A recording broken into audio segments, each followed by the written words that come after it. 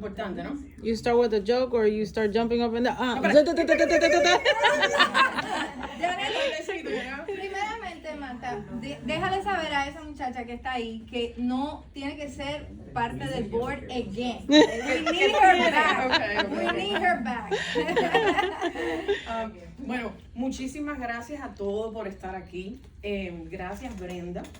Gracias, Nara. Yo vine de Miami hace alrededor de 5 años. Realmente me ha tomado como, yo te diría, como 2 años, un poco entender bastante el concepto de lo que NAR representa. Pero antes de venir para Miami, en el 1991, yo vine de Cuba, tenía 20 años, ¿ok? Latina, inmigrante. Y ese día que llegué al aeropuerto internacional de Miami, yo llegué con una maletica color café y las fotos mías en blanco y negro de mi niñez. Porque de Cuba no nos dejaban sacar nada. Porque estábamos en ese tiempo y periodo especial. ¿A dónde voy con esto? Por supuesto que nosotros tenemos una raíz y tú lo tocaste, Lucas, y también Gisbel, el ser auténtico a honorar las raíces donde uno viene. Dime.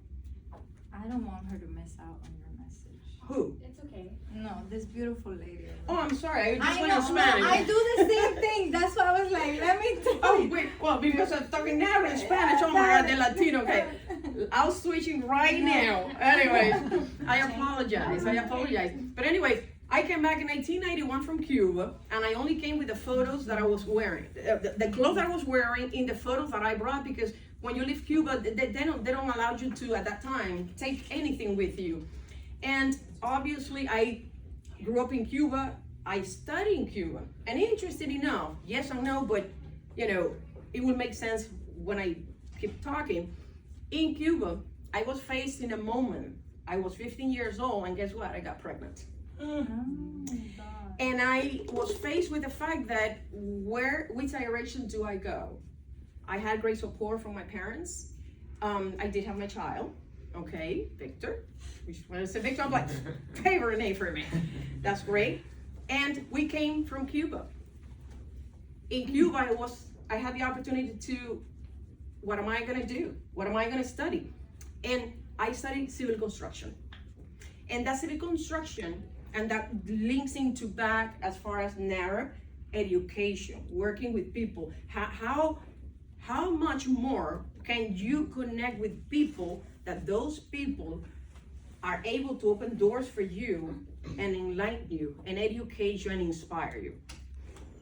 Because I studied that construction, it allowed me, when I came here to the United States, then obviously get into real estate. But I didn't get into real estate because, oh my God, let me go to real estate. Sometimes because we're Hispanics, the family doesn't know how to help you, or they don't even know themselves how to open doors for you. And it takes Powerful.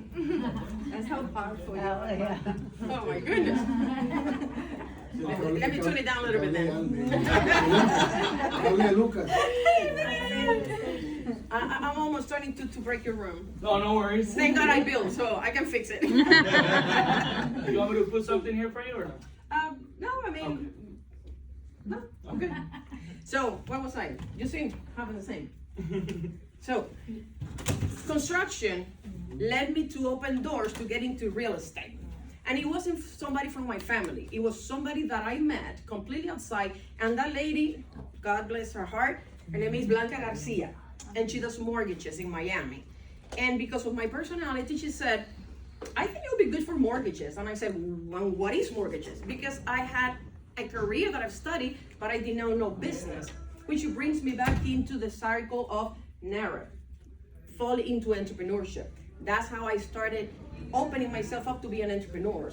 Everybody here in this room is an entrepreneur. Everybody, most of us here are Hispanos, right? Latinos, right? Yes. Within our culture and what we want to do, there is one very simple sentence. We are all building our lives. Every single day we're building our lives. And I'm gonna show you a little prompt here. And by the way, does anybody doesn't like my house? I love that. I not only bring, I bring the house everywhere I go. Oh, yeah. And I would use that. I would wear that. Yeah, and you know what? And this is funny because we go home every day. Everybody needs a great home. And I think that there are many aspects to a house. The family, the kids, the retirement. And in all that, we're building our life every day. Coming in, going out to work, driving, taking the kids to school. We need to do our thing. But we need to be more intentional about the way that we are building our lives. All of us here, this is an event, and sometimes this is an excuse of an event while we're getting here together, but what we're actually doing here, and you touched upon that, it was funny, but it was very much on point about the connections. We're masterminding here, and right now, we're just being all of us connected as people that have desires, that want to help other people, that we want to make it bigger and better, and that is fantastic. But we have to feel it. We have to go back to the house. And I'm not talking about the house, I'm talking about the house. You need to go inside. You're able to connect your inside with what you want to project out into the world. Everything is gonna change. You're gonna have a vision, you're gonna have your mission, you're gonna have purpose, and it will inspire you to get up in the morning and go out and talk to people. It will inspire to make that phone call. It will inspire to connect with an appraiser and see what she can do for you. It will inspire you to talk to somebody like Brenda and say, let me join the organization. Because we all here have, as human beings, the power and the responsibility to hold ourselves accountable for everything that we do. So that way we can impact and create impact. You know, in 1981, well, I've been here already 35 years into this country. And because of what I studied, and I was very young, I'm very happy to have gone into that direction, because that has allowed me not only to serve a lot of people, but also build legacy. And this is something that Nara talks about a whole lot. What can we do to create legacy? It's not just about buying a little home. And I always talk about that when I connect with people. Buy one, or buy another 10, or better yet, get into construction. Learn the skill set that you need. Because all of us here, let's say, if I'm not an agent, I used to be an agent, but if all of you guys are agents, don't just follow the commission path. Do the commission path and continue growing yourself to become a realtor and an investor. A realtor and an investor. Is that gonna take you 3, 4, 5, 10 years? Then look at yourself out 10 years. And this is something that I bought yesterday in the Dollar Tree, obviously because I'm into the construction. But this is something that I thought, you know, it's a little prompt that I thought it was good to share, because this one here,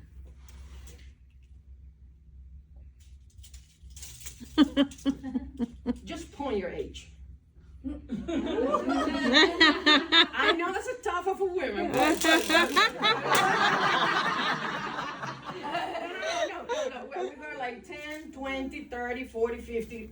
What's por your age? aquí, right? You can use a You're centimeter. 41. All right, good. Okay, so you're around It is this. small. You're around this, right? 41. Okay. If you were to take a guess, how much you want, not you wish for, how much in your heart of hearts you want to live and have an amazing life? How much do I need? How many more years? How many more? Yeah. You see, those are the deep questions, Tough the questions. conversations, but the point is that we're building a life. Yeah. Aren't you? Because I am. We all are. So if you say, you know what? Wow. I want to die at 80. For sure. Are you sure? Yes. 80? Sí. All right. Aprovechenme.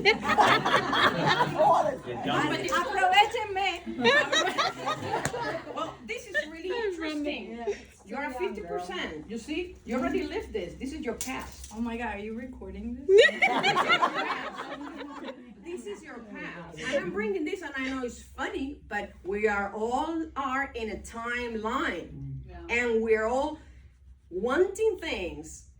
So this already is behind you.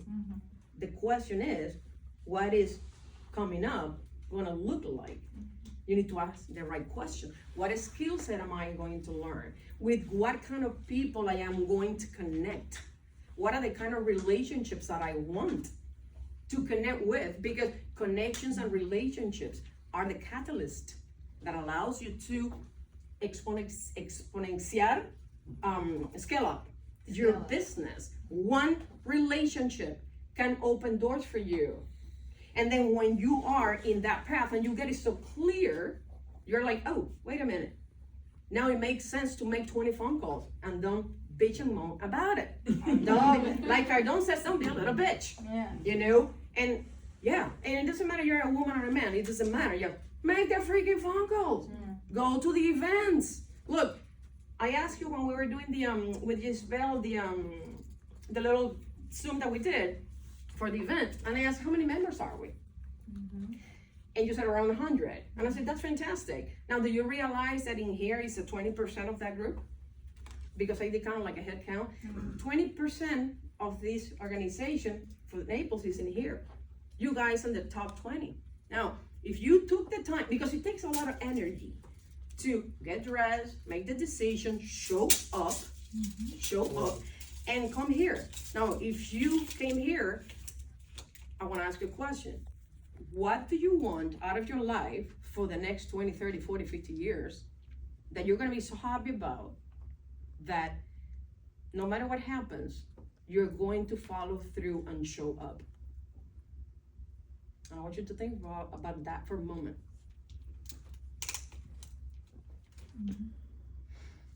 Sometimes it's not so easy to come up with that answer. And I come from the space that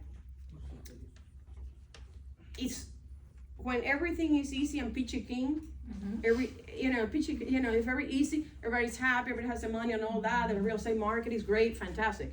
But there are things that are gonna happen to us in our timeline, literally, in our life, that is going to trigger us and it's gonna change and it's going to kick us in the ass, literally, to be able to say, wait a minute. For some people, it might be a disease, a loss in the family, like in my case. I lost my son in an accident almost 20 years ago. And I'm not mentioning that to make anybody feel sad or anything like that, but that's something that is going to shake anybody. And I had to look at my life and myself, and he taught me the biggest lesson ever. Now, what am I gonna do in my life? Because how do you make sense of your life when nothing really makes any sense?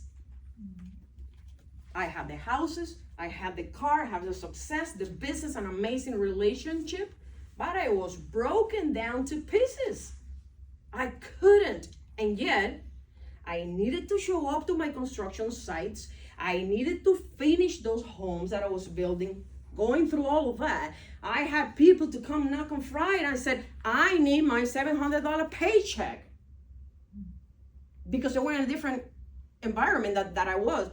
But I needed to hold myself accountable, and I did. And I need to follow through, but in the process I was thinking, now what else is going to make sense for me?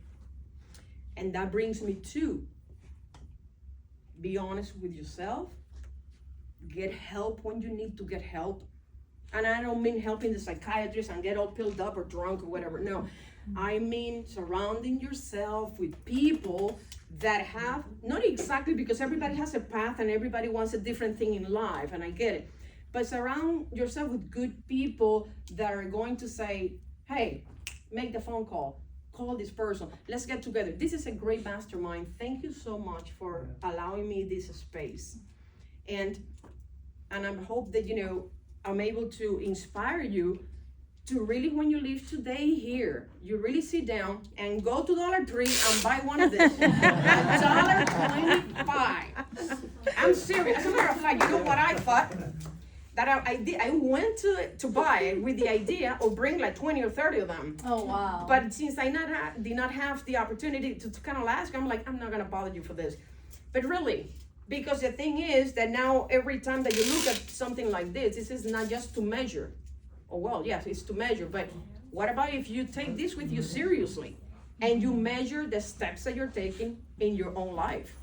What is that like? Looking like for income?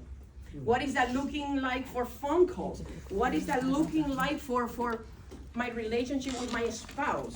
The one that I have, the one that I don't have, the one that I need to let go of, the one that I need to, what is that going to look like? The way I even walk my dog. Are you walking your dog excited about walking the dog? Or you are consumed by Facebook and you're not even being present? It's terrible. We get so absorbed.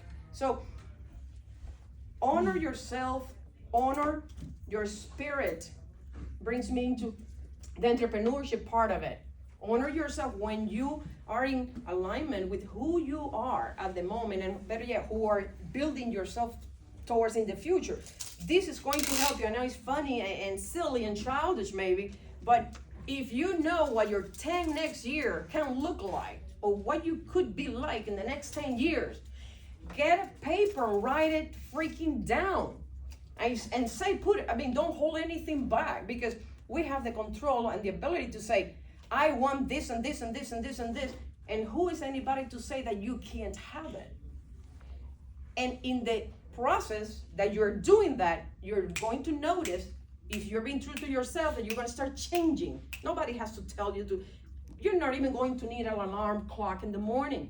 You're going to get up, you're going to do it, you're going to go to the gym, you're going to do your thing, you're going to help more people, and in the process, you are becoming an incredible, different kind of a person that now you're building the legacy. And what is really legacy? Oh my God, how many people was I able to help? How many people was I really able to impact in a positive way? Not impacting because you had like 3 bottles of wine and you couldn't get up in the morning, but because you got up the next morning at 7 o'clock in the morning because you went to show a house, or you created a job and you built another business, and you are helping the human race be better, feel better, be happy, and be prosperous. And I think we all have in here a responsibility to do that. Everyone. Does anybody in the room would like to share something that they are going to do today that is going to change this timeline? What would you like to change? Well, you were talking and I was thinking, I don't like to go to net meeting. I gotta be very, very honest. And I've been so many years in the industry, and probably nobody knows me because I never went to net meeting. And I was thinking, wow, how important it is to go to the net meetings. I'm gonna start enjoying it. I love what I hear today. And thank you so much for that word. My pleasure. Thank you. A round of applause for you. Showing up. Showing up is everything. If you don't show up, you multiply yourself by 0. Show up. Yeah, What about for you? I agree with that, because